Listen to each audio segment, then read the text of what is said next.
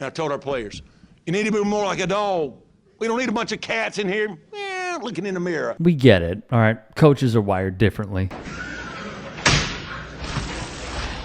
Probably no motivational device I've ever come across is as good as this. Boy, this is really good. See the blood drip out of it? You watch that. See that? From Bob Knight. Did you consider Brett for Miller with the bases loaded in the seventh? No, don't ask me all these stupid questions. No. In the God, all these stupid questions every night. Find the when I hit Brett Miller. Miller started the game. He's playing against left-handed pitchers. Brett is not playing against left-handed pitchers. Why the would I bat for Miller? You think I'm a goddamn fool? I'm tired of all these ask questions every night.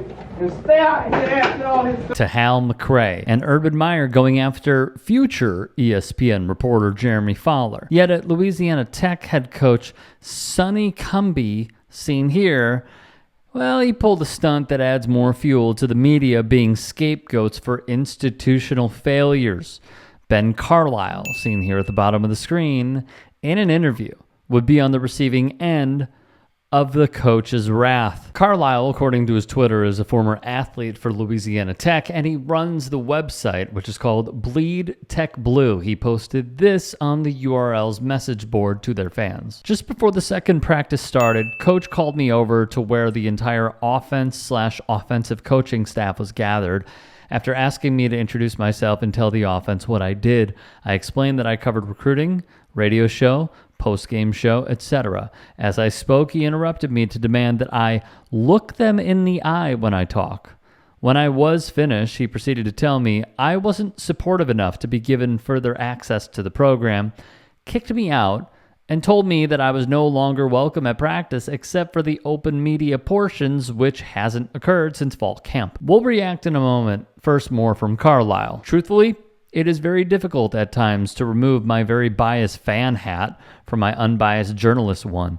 Plus, if you've been following what we do here for any amount of time, you know that I am often laughed at for my homerism. I will find any reason possible to see a silver lining in this program.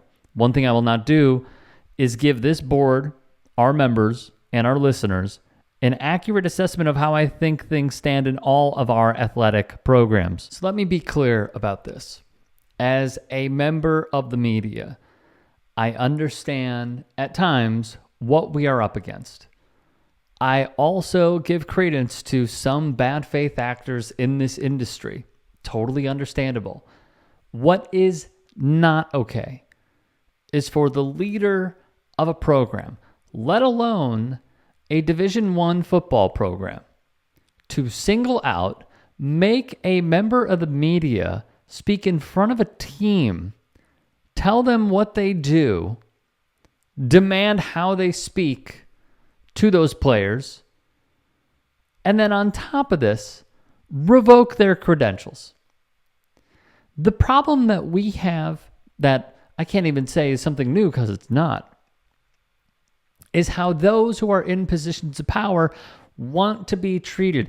And when there is any semblance of negativity, those who are simply being honest are chided, put down, and have something like this happen. At USC, we got on Lincoln Riley for what was impermissible actions to essentially oust the credentials from a member of the media with the OC County Register. I remember seeing tons of Trump-style interviews from the man himself where he says, you ought to be nicer. You're being too hard. Be nice. The media's job is not to be nice. The media's job is to be objective and give a perspective through a cleared eye lens for those who are not at press conferences, at football games, what have you. Doesn't matter. We are those who are supposed to be, and I know it's eroded over time, the watchdogs to the civilians, to those that consume media. This is a fireable offense if there was not something else that we don't know at this point. Coach Sonny Cumbie, if there was something that did not deem Ben Carlisle overstepping, is a disgrace. This should not happen, no matter how much one might despise a member of the media for their reporting, for their journalism, for interviews they give. It should not matter. This is an overreach, and the head coach deserves a form of retribution. Considering that I believe I saw they are 3-7 on the year, it could likely come. And it could come based off of the win-loss record and not the ethics of which he performs his profession.